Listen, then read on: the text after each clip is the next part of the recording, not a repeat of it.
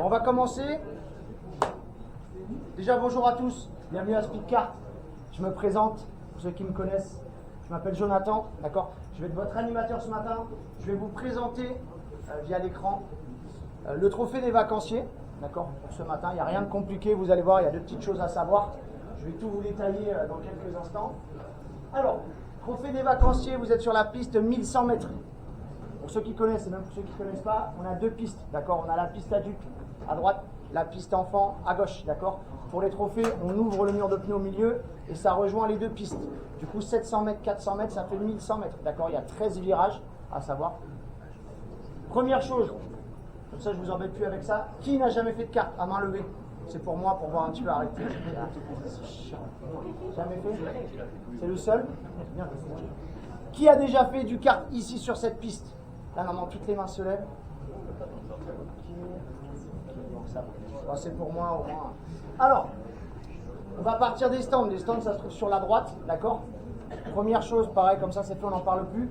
Quand vous sortez des stands, vu qu'on est sur la grande piste, vous partez bien sur la gauche. Vous allez voir en sortie des stands, vous avez un mur de pneus au milieu. Si vous allez tout droit, vous êtes bloqué par ce mur de pneus. Donc partez bien sur la gauche, vous faites le tour de la piste. Vous revenez sur l'allée des stands ici, le mur de pneus il n'a pas bougé. Si vous allez tout droit, il y a toujours le mur de pneus, vous allez être bloqué. D'accord? Il faut bien rester sur la gauche. C'est déjà arrivé, hein, c'est pas pour me moquer, mais c'est déjà arrivé que les gens ils prennent le mur de pneus, ils font un tour, ils reprennent le mur de pneus, ils refont un tour, ils reprennent le mur de pneus. Là, je ne peux plus rien faire. Alors, comment ça va se passer? C'est très simple. On va partir pour des essais chrono, d'accord, de 6 tours. Les essais chrono, ça sert à 3 choses principalement. À prendre le kart en main, à visualiser les virages sur la piste. Et très important, comme son nom l'indique, à faire son meilleur chrono. À chaque passage, l'ordinateur va récupérer vos chronos. Il fera partir le meilleur chrono premier, le deuxième meilleur chrono deuxième, et ainsi de suite. La personne qui fera le moins bon chrono partira à la fin, malheureusement. À la fin des essais chrono, on restera bien dans les machines. On partira pour la première manche de 8 tours. Faites attention, c'est plus les chronos qui rentrent en compte, d'accord, c'est la place. Vous allez être deux groupes, je ne sais pas vraiment exactement combien vous êtes, on va dire 60. On va dire un groupe de 30 et un deuxième groupe de 30. D'accord? Donc au niveau des points, ça va être très simple. Vous cumulez des points sur les manches. Ok? Le premier prend 30 points, le deuxième 29 points, le troisième 28 points et ainsi de suite. Et le dernier prendra 1 point. À l'issue de la manche 1, on fera une première pause, d'accord, pour le premier groupe. Et on va enchaîner avec le deuxième groupe pour les essais la manche 1. Ok? Le premier groupe fera la deuxième manche de 8 tours également. Vous faites une pause et le deuxième groupe fera la manche 2. Donc en fait, vous allez alterner. Pendant qu'il y a un groupe qui roule, il y a un groupe qui se repose. D'accord? Manche 2, 8 tours, c'est toujours la place qui rentre en compte. Et manche finale, cette fois-ci, 10 tours. Et c'est toujours la place qui rentre en jeu. Ok? Et à la fin, on ira faire le podium de 5 places. C'est le grand podium que vous avez vu à l'extérieur. Ok? Et chez Speedkart, on a décidé de faire 5 places. Ça permet de récompenser plus de personnes. On trouvait ça plus sympa. L'équipement du pilote. Alors, ceux qui ont les casques, vous pouvez les prendre, bien entendu. C'est même mieux. Ceux qui n'ont pas de matériel, c'est pas bien grave. Voilà tout ce qu'il faut. Vous allez prendre dans les portants jaunes des cagoules qu'on va mettre sur la tête. Vous avez une ceinture sur les portants juste à côté, une ceinture noire à scratch. Il faut venir la scratcher sur le ventre, d'accord? Ça permet d'être un peu protégé en cas de choc. Et ça vous permet également d'être bien calé dans le kart. Surtout pour les plus fins, ça évite de glisser dans le karting. Vous avez des casques sur les portants avec des macarons pour les tailles. Pareil, on a plusieurs tailles. Vous avez du XL jusqu'au XL. N'hésitez pas à checker un peu la taille qu'il vous faut. Il ne faut pas que ça soit trop large, mais il ne faut pas que ça soit trop serré non plus. Et à la fin, on ira mettre, donc c'est pas conseillé, mais elle est fortement conseillée. Du coup, c'est laminaire. Ok. Il y a une spécificité, il y a une bosse. Il faudra juste la mettre derrière et vers le bas. Mais après, de toute façon, je serai avec vous sur la terrasse pour vous aider. J'aurai mon petit micro. Si vous avez le moindre souci, levez la main, je viendrai le voir. L'installation dans le kart, ça je pense que c'est facile, il suffit juste de s'asseoir dedans. Vous allez avoir une ceinture sur la droite, on va venir la tirer, on va venir la clipser sur la gauche comme dans une voiture. Je vais parler rapidement du positionnement des mains sur le volant, vu que l'image s'y prête. Je vois souvent des gens avec des mains à l'intérieur ou en bas, ça ne sert à rien. Vous allez tirer sur la direction, vous allez tirer sur le volant, vous allez forcément glisser, vous allez perdre du temps. D'accord? Donc la bonne attitude, comme à l'auto-école, 9h15, comme si on lisait l'heure sur une horloge, d'accord? Ou pour les plus grands, 10h10, c'est bien aussi. Voilà, pensez-y, si vous mettez à l'intérieur, vous allez tirer sur la direction et on n'est pas bon. Pour le karting, très simple, vous avez deux pédales. Pédale verte, pied droit pour accélérer. pédale rouge, pied gauche pour freiner. D'accord? La seule chose qu'on va vous demander, c'est de ne pas appuyer sur les deux pédales en même temps. Ça paraît anodin, mais ça arrive malheureusement. Des fois, les gens, ils avancent, ils me disent le kart, il n'avance pas. Parce qu'ils appuient sur les deux en même temps. Donc ça se fait en une microseconde, c'est soit j'accélère, soit je freine. Si vous faites les deux, ça abîme l'embrayage et vous restez sur place. Donc pensez-y, pas les deux pédales en même temps. Le numéro de course, alors ça c'est la chose un peu compliquée pour vous ce matin. Vous devez retenir votre numéro de course. Quand vous allez vous installer dans le kart, d'accord, vous allez avoir plein de numéros sur le karting. Le numéro que vous devez retenir, c'est la plaque de course qui est sur la gauche. Quand vous vous installez, elle est juste là. Vous gardez ce numéro des essais jusqu'à la manche finale. Si vous vous trompez en soi, c'est pas grave, mais vous allez fausser le classement. C'est-à-dire que si vous êtes dans les derniers, vous prenez la place du premier, c'est sympa, mais dans l'autre sens, je pense que le gars il va râler. Donc pensez-y, pour vous aider, vous allez avoir les écrans de télévision et vous allez avoir le tableau de chronométrage sur la piste. Là, c'est des exemples. Stéphane le 1, Mario le 2, Yoshi le 3. Donc Stéphane, il garde le numéro 1 du début jusqu'à la fin. Vous, c'est pareil. Comme tout à l'heure, si vous avez un doute, je suis là pour vous aider. Vous m'appelez, je viendrai vous voir. La piste. Alors, il y a plusieurs spécificités à savoir. La première, ce sont les zébras rouges et blancs. Vous avez donc des zébras rouges et blancs dans plusieurs virages. Vous en avez dans le virage 2, qui se trouve derrière vous, dans le virage 4 sur le côté, dans le virage 6 juste derrière. Là, on ne les voit pas, ils sont derrière les pneus. Vous en avez de l'autre côté dans le virage 12-13 et dans la ligne droite aussi du 13 derrière. Les zébras rouges et blancs, il ne faut pas rouler dessus. Si vous roulez dessus, le kart va automatiquement ralentir 5 secondes, d'accord? C'est automatique, c'est indépendant de notre volonté.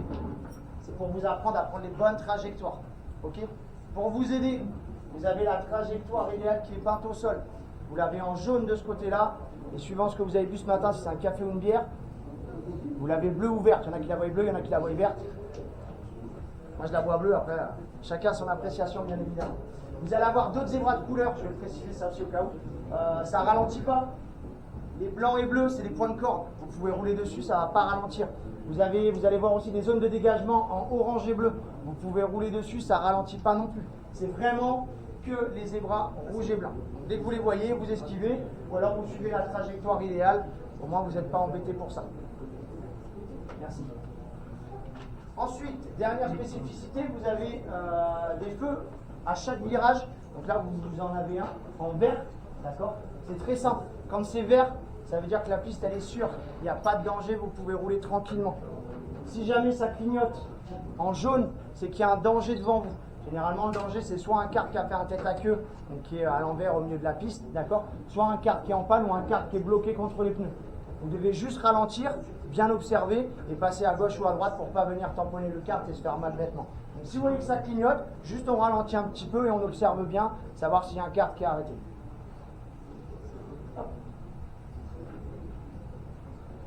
La trajectoire, donc ça c'est un peu pour vous aider, c'est pour un peu ceux qui ne connaissent pas trop. Vous avez le point de braquage à l'extérieur du virage, c'est là où on va commencer à freiner. Vous avez le point de corde à l'intérieur, d'accord, pour bien coller les pneus. Au moins on gagne du temps. Plus on est collé, plus on gagne du temps parce qu'on parcourt moins de distance. Point de sortie extérieur virage, c'est là où on va commencer à réaccélérer pour prendre de la vitesse. En plus, juste avant une ligne droite, c'est parfait. Procédure de départ et d'arrivée. Alors pour le départ, très simple. Il va y avoir à chaque fois 2 lignes. D'accord? Donc pour le premier groupe, il y aura 2 lignes. Pour le deuxième groupe, il y aura 2 lignes. Comme sur les images, la première ligne côté stand partira avec le tableau de chronométrage. Il y aura un décompte, ça fera 5, 4, 3, 2, 1, go. La première ligne pourra partir au go. D'accord? La deuxième ligne, ça sera le directeur de course, donc soit moi, soit un collègue. À l'ABC du drapeau bleu, blanc, rouge, la ligne pourra partir. D'accord? Donc la première ligne au tableau, le décompte. La deuxième ligne à l'ABC du drapeau bleu, blanc, rouge. Et en fait, vous allez vous suivre à la queue leu les uns derrière les autres. À chaque fin de session, il y aura le drapeau à damier. Ça indique la fin de la manche. D'accord? Je vais revenir sur le circuit derrière pour vous montrer, c'est pas plus simple. Voilà, donc on sera un petit peu ici, à ce niveau-là. Quand j'agite le drapeau à damier, je siffle. Vous avez toute la zone de derrière pour ralentir. Surtout la ligne droite. Arrivez doucement, d'accord? On va vous arrêter entre le virage 1 et le virage 2. C'est le virage qui est juste derrière vous. D'accord? Vous êtes une trentaine par groupe. La zone, elle est assez petite. N'arrivez pas trop vite pour ne pas venir percuter les collègues. On va éviter de se faire mal quand même, ça serait bêta. Donc pensez-y. Vous avez le drapeau, on ralentit et il y aura le commissaire de piste qui va vous arrêter entre le virage 1 et le virage 2. Je vais revenir au début. Donc, pour les essais, il y aura directement le drapeau à damier. Pour la manche 1, la manche 2, la manche 3, je vais faire d'abord un petit panotage dernier tour, histoire de voir un petit peu où vous en êtes au niveau de la course. C'est toujours sympa. Donc voilà, ça c'est l'arrivée, donc on va vous placer un petit peu comme ça. Il y aura le commissaire de piste qui va vous arrêter. On va passer par un petit couloir qui est juste devant le Yuka là-bas. Il y a un petit couloir, on vous fait passer par là. On s'arrête au pneu noir derrière et on vous fait rentrer dans les stands. C'est pareil, tout ça, nous on va vous guider, ne vous inquiétez pas. Le comportement en piste. Voilà, généralement les visages ils se... Comment le comportement? Alors, première règle, première consigne de sécurité.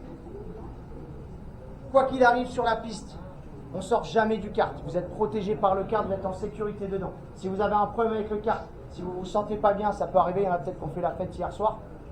Il y en a qui vont. Ça peut arriver aussi. Si vous avez un problème, vous ne vous sentez pas bien, vous faites mal, peu importe, même si vous voulez arrêter, bon, peu importe ce qui se passe, vous ne sortez pas du kart, vous avez juste à lever le bras et c'est nous qui venons vous voir. Ça marche? Les mecs ce matin, on les a bien nourris, ils courent vite, vous inquiétez pas, ils galopent. Si jamais vous faites un tête à queue, tout le monde sait ce que c'est le tête à queue, c'est bon. Le kart se retrouve à l'envers de la piste. Si vous faites un tête à queue au milieu de la piste, mais que vous n'êtes pas bloqué, levez pas le bras, ne perdez pas de temps. Repartez par vous-même directement, repartez dans le bon sens bien évidemment. Au moins vous ne perdez pas de temps et vous repartez direct. Deuxième consigne de sécurité, les contacts. Alors sachez qu'on a une télécommande, on peut ralentir les cartes à distance, on peut mettre des pénalités de 5 secondes.